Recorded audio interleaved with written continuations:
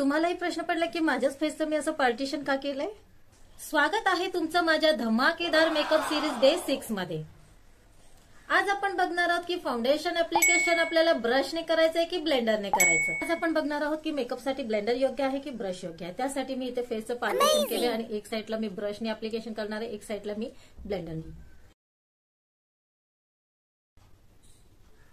आता मी हाफ फेसला ब्रशने लावून घेते फाउंडेशन.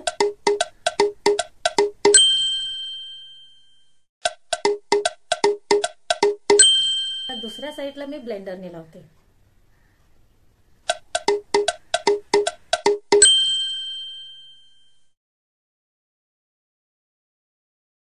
आता आपण बघू शकतो की ब्रश वापरले तिकडचं कव्हरेज जास्त आहे आणि जिकडे मी ब्लेंडरने लावलेलं आहे तिथलं कव्हरेज लेस आहे.